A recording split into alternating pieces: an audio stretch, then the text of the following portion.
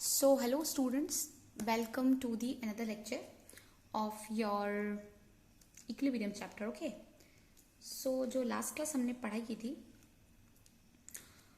आपका दो एग्जाम्पल समझाए थे केपी के रिलेशंस के. ठीक है, सो आपको आई थिंक वो अच्छे से समझ में आ गया होगा. And yes, after this class what I will do, I will upload the PDF. Okay, I'll upload the PDF of your notes, okay, so that you can copy it, or you want to Xerox it, also Xerox, you can Xerox it. But better, whenever I'm sending the notes, you better note it down. You got some time, वैसे भी आप लोग अब घर पे ही हो, इतने busy तो हो नहीं, तो got some time and note it down. तो अभी तो आपको इतना ज़्यादा तो डिफिकल्टी नहीं हो रही है, सिर्फ आपको शायद केमिस्ट्री में आपको इतने नोट्स लिखने पड़ रहे होंगे. So you can do one thing, you do it the way what I'm saying. Okay, whenever watching video, after completion of your video, just open the notes, download the PDF and start noting down, so that you will get a practice also and you will understand the things also. Okay, so I understood. So shall we start the class today? Yes. Okay, so हमने आपका दो example समझाए थे. मैंने आपको KP भी कैसे निकालते हैं उसका भी एक आइडिया दे दिया था, जस्ट इन केस अगर आपको याद नहीं हो तो मैंने बता दिया. ठीक है, ये सब मैंने आपको पढ़ा दिया है. एक और न्यूमेरिकल है यहाँ पर जो कि थोड़ा इंपॉर्टेंट है, इसको हम देख लेते हैं. Then will move to the degree of dissociation. So first we are going to do this numerical, then will go to the degree of dissociation. And degree of dissociation आपका होता क्या है उसके बारे में हम थोड़ा डिटेल डिस्कशन कर लेंगे. ठीक है, so first what we are going to understand regarding this degree of dissociation. Before that we'll see one numerical, थोड़ा सा डिफरेंट है, उसमें एक कॉन्सेप्ट आया है, उसको हम तो कैसे यूज करते हैं वो बता देंगे आपको. ठीक है, एक आइडिया मिल जाएगा. आफ्टर दैट जब हम डिग्री ऑफ डिसोसिएशन के न्यूमेरिकल सॉल्व कर रहे होंगे तो आपको फायदा होगा उससे काफी. तो हम फर्स्ट आपका क्वेश्चन समझते हैं, देन हम आपको अच्छे से डिटेल में भी एक्सप्लेन करेंगे. तो आपको क्या बोला हुआ है यहाँ पे क्वेश्चन में कि A एंड B दिख रहा है. यस, A एंड B जो हैं वो आपस में रिएक्ट कर रहे हैं, दोनों गैसियस स्टेट में हैं, एंड वो बना रहे हैं 2AB. क्या बना रहे हैं? 2AB बना रहे हैं एट इक्विलिब्रियम. ठीक है, एट इक्विलिब्रियम वी हैव, हमको इक्विलिब्रियम पे we have 0.2 moles of A2. कितने मोल्स हैं A2 के? 0.2 मोल्स है. देन 0.3 मोल्स B2 के हैं. कितने मोल्स हैं B2 के? 0.3. एंड AB के कितने मोल्स हैं? 0.1. आपको देखो नंबर ऑफ मोल्स दे रखा है. ठीक है, देन आपको क्या दे रखा है? आपको दे रखा है the total pressure is 6 atmosphere. क्या दे रखा है? The total pressure is 6 atmosphere. Then आपको पूछा है फाइंड केपी. क्या बोला है आपको? आपको पूछा है फाइंड करो केपी की वैल्यू फाइंड करो. ठीक है, सो इस लेक्चर को स्टार्ट करने के लिए हम चाहे तो आपको डायरेक्ट यहीं से समझा सकते हैं, but I will write and I will explain, because if I am not going to write then जल्दी से मैं बोल के निकल जाऊंगी तो आपको बहुत सारी चीजें समझ में नहीं आएंगी. ठीक है, so what I will do, yes I will make you understand on a sheet of paper. Okay, I will take one sheet of paper and I'll explain you. Yes, so remember what the question को हम एक बार देख लेते हैं फिर से. Question हमको ये दे रखा है, this is what our question is. Question हमको जो बोल के रखा है that is A2 okay B2 से कंबाइन कर रहा है. It's a reversible reaction that is forming 2B मतलब 2AB. ये सारी चीजें गैसियस स्टेट में इक्विलिब्रियम पे at equilibrium. Okay, at equilibrium पे क्या है हमारे पास? कितना है? 0.2 मोल्स किसके हैं? A2 के. 0.3 मोल्स किसके हैं हमारे पास? B2 के. एंड 0.1 मोल्स हमारे पास किसके हैं? हमारे पास AB के हैं. ठीक है, इतना इंफॉर्मेशन दिया है. अब हमको एक और भी चीज दे रखी है, सारी चीजें गिवन है, हमको गिवन है. ओके, गिवन दे रखा है क्वेश्चन में. टोटल प्रेशर दे रखा है. टोटल प्रेशर कितना दे रखा है? 6 atm. Right, 6 atm. आपको पूछा क्या है? आपको पूछा है फाइंड केपी निकालो. ओके, केपी निकालो और बताओ कितना है केपी. ओके, सो इसको सबसे पहले सॉल्व करने का चीज मैं आपको एक चीज बता दूं जो इंपॉर्टेंट है, दैट इज जो मैंने आपको पहले भी बहुत बार बताया है, but now I am going to explain this in this particular video. Okay, तो सबसे पहली चीज आपका A, B एंड C. ठीक है, A, B एंड C. ये A है, ये B है, ये C है. मान लो आपके नंबर ऑफ मोल्स हैं ए बी एंड सी, जैसे हमने यहाँ पर मान लिया इन जनरल केस आपके पास 3 कंपोनेंट है। ये एबीसी क्या बता रहा है, बेसिकली आपके पास 3 कंपोनेंट्स हैं, ठीक है। ये कंपोनेंट्स जो हैं इनके नंबर ऑफ मोल्स मान लो आपको दे रखे हैं, नंबर ऑफ मोल्स दे रखे हैं, ठीक है।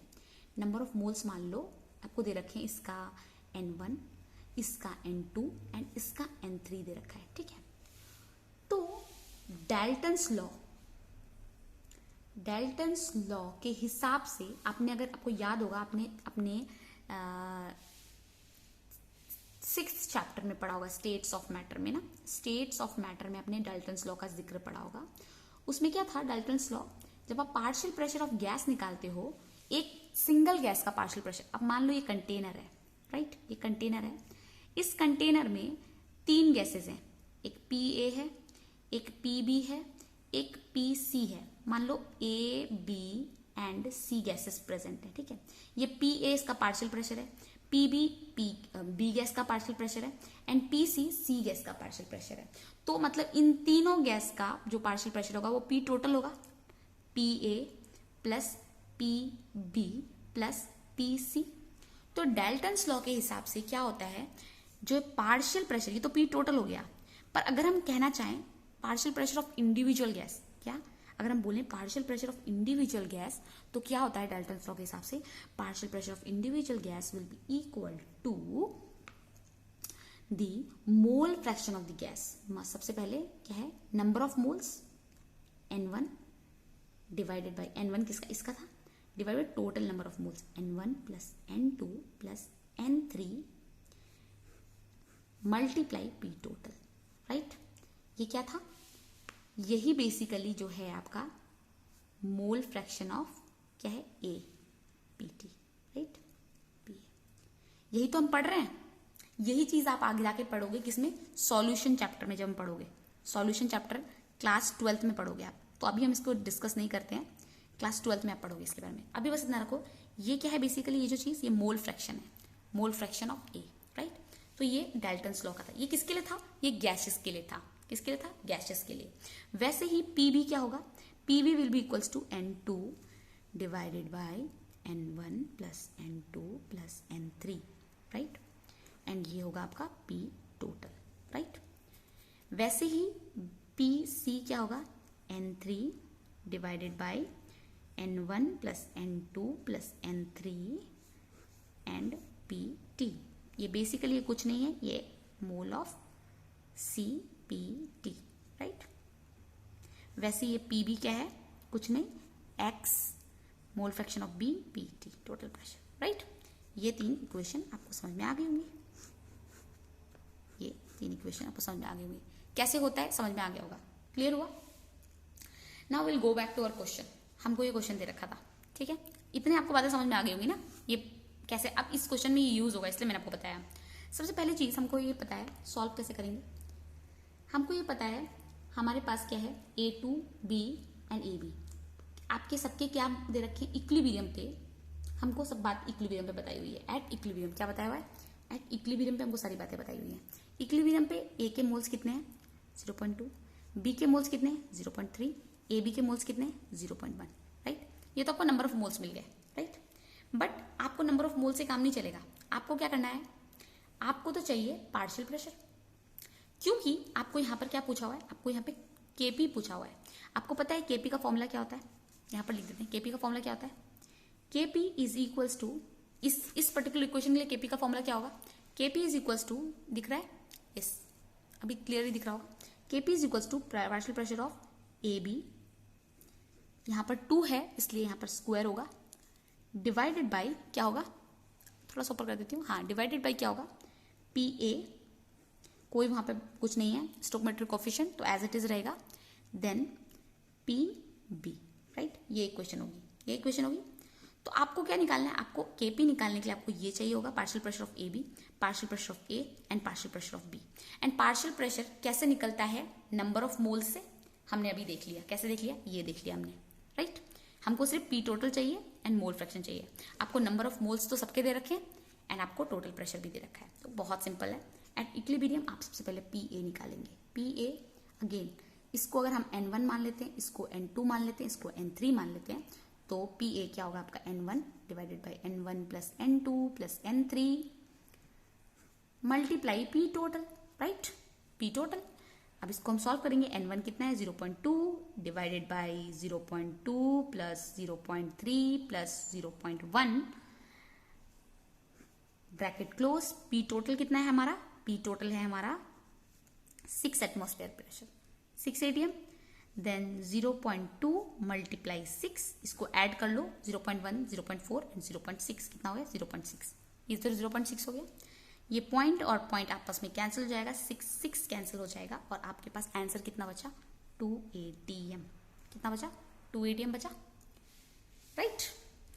इसी तरह से हम पीबी को कैलकुलेट कर लेंगे सेम वे में, n2 n1 plus n2 plus n3 pt, right. Again आप यहां पर पुट करोगे, n2 कितना है आपका 0.3 डिवाइडेड बाय, आपको पता है इस सबका सम कितना आएगा, सबका सम तो 0.6 ही आएगा, राइट, सबका सम तो 0.6 ही आएगा क्योंकि n1 n2 n3 तो सबका सेम ही है। मल्टीप्लाई pt कितना है 6, ये पॉइंट कैंसिल, 6 आपस में cancel, answer 3 atm। Clear, 3 atm आया, क्लियर है इतना। देन pc निकालने के लिए n3 divided by n1 plus n2 plus n3 and ये pt, इसको पता है n3 की कितनी वैल्यू है 0.1 मल्टीप्लाई pt की कितनी वैल्यू है 6 डिवाइड बाय डिनोमिनेटर तो सेम रहेगा तो 0.6, पॉइंट आपस में कैंसिल, 6 आपस में कैंसिल, 1 atm। क्लियर, 1 atm आ गया, it is clear. Now we have ask for find kp, हमने kp का फॉर्मूला पहले से ही बता के रखा था यहाँ पर, राइट। हम यहाँ पर फिर से लिख देते हैं, kp is equals to P A B का whole square divided by P A P B two, A2 और B2, राइट। यहाँ पर हमने A2 और B2 लिखना भूल गए थे, ठीक है, तो A2 और B2 इसको लिख दिया। PAB क्या है, देखो PAB, ये जो PC लिखा है मैंने, ये बेसिकली PAB है, राइट, इसको C लिख दिया, ये गलती से PAB, यही तो PB है। तो PAB कितना है आपका 1 atm, राइट, इसको स्क्वायर लगा दिया। PA कितना है आपका 2 एंड PB कितना है आपका 3, 1 का स्क्वायर तो 1 ही होगा, 2 multiply 3 then it will come as 1/6। 1/6 को जब आप सॉल्व करोगे तो 0 पॉइंट कितना 166 राइट, 6 1 सॉल्व कर लो 0.616 देन अगेन 4 0 देन 4 6 6 6 36 राइट, 6 मतलब 1.666 समथिंग कुछ आएगा। Okay, so this will be the answer and KP will be your 0.16, इतना लिख दोगे, इतना भी करेक्ट है, ये आपकी वैल्यू आ गई KP की। क्लियर, समझ में आ गया अच्छी तरीके से कैसे सॉल्व किया हमने। Okay, now we are going to understand one more topic that is the degree of dissociation. Okay, so basically degree of dissociation क्या होता है,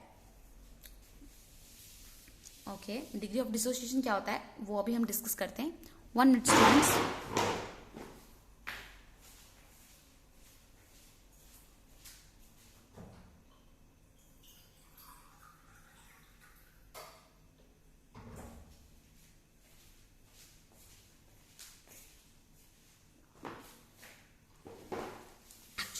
Yes, as I am recording your lectures continuously, so not getting time for drinking water also, so I went to get my water bottle. Okay, no problem, and if I pause the video means sometimes it stopped, so that's why I'm not doing it. Okay, so we'll take another paper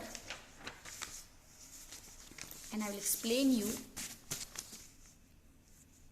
the basic things. Okay, okay,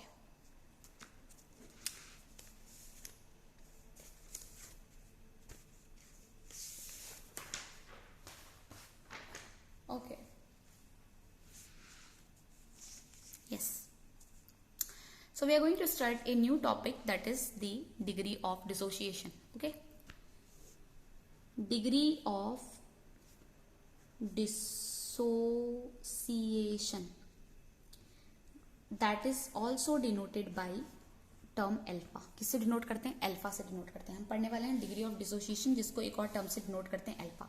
अब ये alpha होता क्या है, ये degree of dissociation होता क्या है? तो इसकी बेसिक डेफिनेशन ये है, नंबर ऑफ मोल्स डिसोसिएटेड पर mole of the react, means number of क्या मोल्स जो कि डिसोसिएट हो रहे हैं, डिसोसिएटेड पर मोल ऑफ रिएक्टेंट। मतलब एक रिएक्टेंट में से कितने मोल डिसोसिएट हो रहे हैं। अगर मान लो आपका रिएक्टेंट है 1 मोल, ओके, 1 मोल है, इनिशियली इक्विलिब्रियम पे 1 माइनस एक्स हो गया, ठीक है। तो ये जो एक्स है माइनस जो हो रहा है, यही आपका क्या है, डिग्री ऑफ डिसोसिएशन।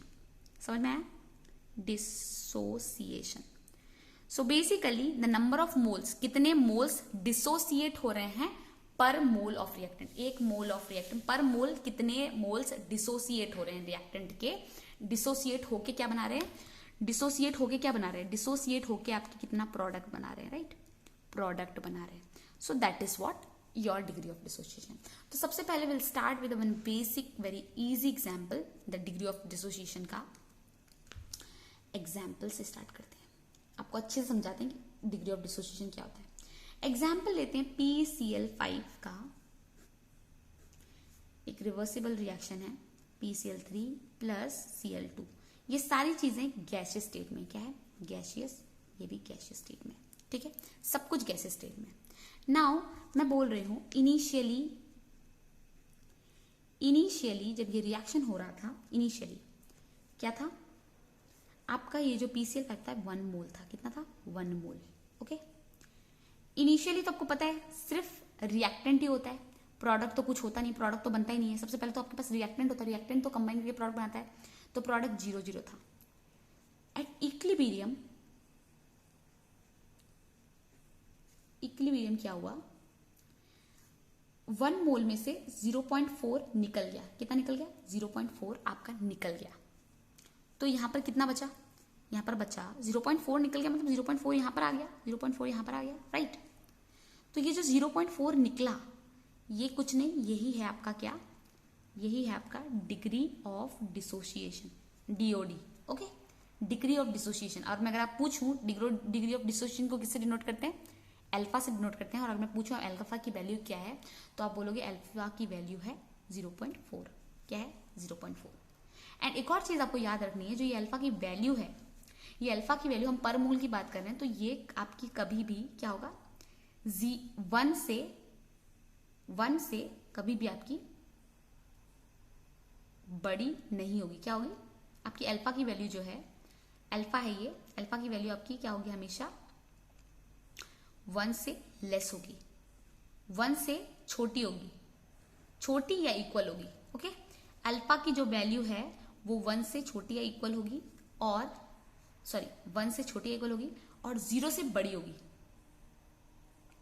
0 से बड़ी होगी, ग्रेटर देन होगी। मतलब आप इक्वेशन देख लो, अल्फा 1 से छोटी या इक्वल होगी और 0 से बड़ी या इक्वल होगी। 0 हो सकता है या उससे बड़ी हो सकती है, ठीक है, ओके। सो अल्फा की वैल्यू कितने में आएगी? 0 से 1 के बीच में ही रेंज करेगी, 0 से छोटी भी नहीं होगी एंड 1 से बड़ी भी नहीं होगी, ओके। कितना समझ में आया? हाँ, यस। यहाँ पे आप देखो, अल्फा की वैल्यू बेसिकली किस पर डिपेंड करता है? आपका 1 से बड़ी भी नहीं होगी, 0 से छोटी भी नहीं होगी, तो 1 से 0 के बीच में लाई करेगी। एंड एक और चीज, अगर आपकी अल्फा की वैल्यू, कभी भी अगर अल्फा की वैल्यू 1 आ रही है, 1 आ रही है, इसका मतलब ये होगा कि आपका जो रिएक्टेंट है वो पूरा का पूरा किस में बन गया है? प्रोडक्ट में, पूरा का प्रोडक्ट में कन्वर्ट हो गया है। मतलब रिएक्टेंट, आपका रिएक्टेंट अब बचा ही नहीं। मीन्स अब मानो यहाँ पर 1 मोल था रिएक्टेंट का, ये 0 था, इक्विलिब्रियम पे ये 1 माइनस 1 लिखोगे और ये 1 बन गया। तो मतलब अब यहाँ पर जो रिएक्टेंट है वो है नो रिएक्टेंट लेफ्ट। जब नो रिएक्टेंट होंगे तब आपका अल्फा का वैल्यू क्या होगा? अल्फा की वैल्यू यहाँ पर हो जाएगी आपकी 1।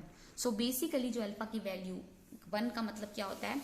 अल्फा की वैल्यू 1 का मतलब होता है कि आपका जो रिएक्शन है वो क्या है, कंप्लीट रिएक्शन है। क्या है, complete reaction. Okay, complete reaction. और you can say no reactant left, कोई रिएक्टेंट बचा ही नहीं है। ठीक है, इतनी बात समझ में आ गई।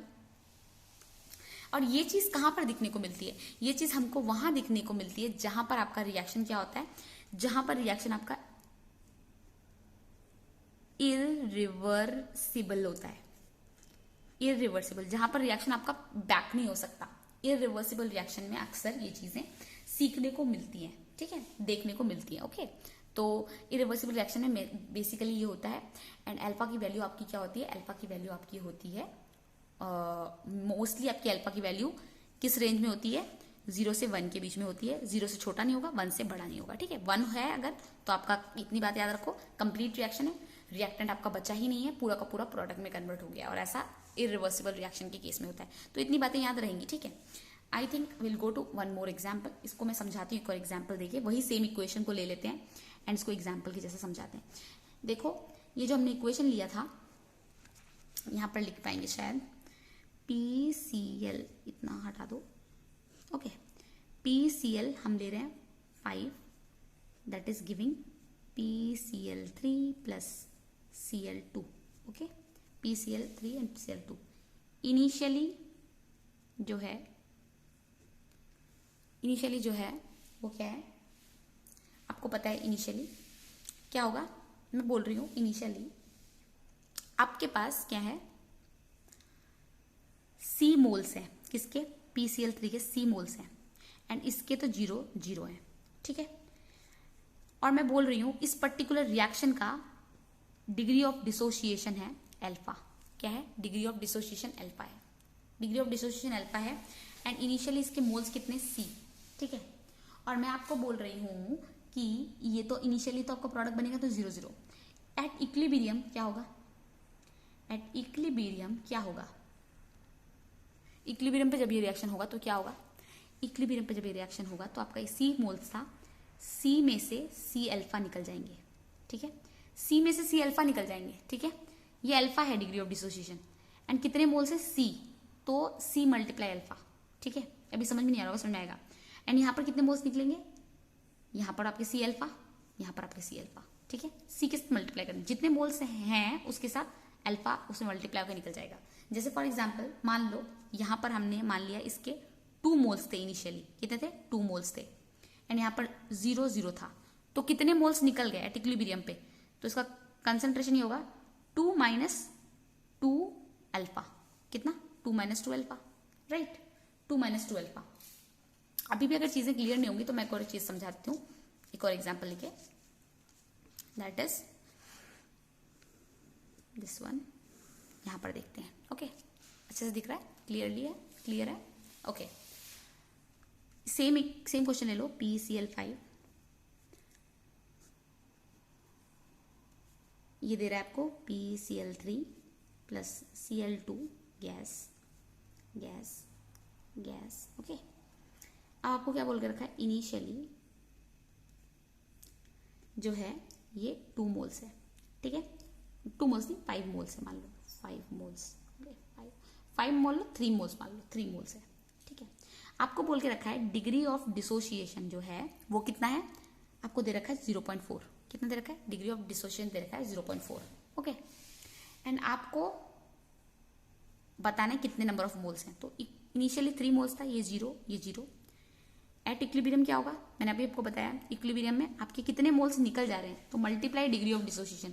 3 मोल है, 3 - 3 इंटू 0.4, राइट, और यहाँ पर 3 इंटू यहाँ पे क्या होगा, 3 × 0.4, 3 × 0.4, राइट, क्लियर। इतने मोल्स निकल रहे हैं, 3 के साथ मल्टीप्लाई करना है। इनिशियली जितने मोल्स थे उन मोल्स में से आपका degree of dissociation complete minus हो रहा है, तो उसको मल्टीप्लाई करना ही पड़ेगा। ठीक है, समझ में आ रहा है बात। तो ये आप याद रखो, जैसे आपके 3 मोल्स थे, 3 - 3 मल्टीप्लाई अल्फा। ठीक है, यही है डिग्री ऑफ डिसोसिएशन, मतलब नंबर ऑफ मोल्स डिसोसिएटेड पर मोल ऑफ रिएक्टेंट। पर मोल ऑफ रिएक्टेंट में से कितने नंबर ऑफ मोल्स डिसोसिएट हो रहे हैं। यहां पर 3 मोल की बात कर रही थी, 1 मोल की बात कर रहे थे, तो 1 - 1 multiply 0.5, so number of moles, कितने मोल्स डिसोसिएट हो रहे हैं पर मोल ऑफ रिएक्टेंट। अगर आपके पास 1 मोल रिएक्टेंट है तो 1 में से 1.1 मल्टीप्लाई, अगर पास 2 मोल रिएक्टेंट है तो 2 में से 2 माइनस 2 मल्टीप्लाई 0.4, अगर 5 है तो 5 minus 5 into multiply 0.4। Okay, clear, got it, you got it, understood, समझ में आ गया इतना। तो इससे हमको एक चीज पता चल गई, एक फॉर्मूला इससे पता चल गया हमको। क्या फॉर्मूला पता चल गया? फॉर्मूला क्या पता चल गया? फॉर्मूला ये पता चल रहा है कि जो अल्फा है डिग्री ऑफ डिसोसिएशन, बेसिकली वो क्या है, number of moles dissociated, number of moles dissociated divided by total moles of reactant, divided by total moles of reactant.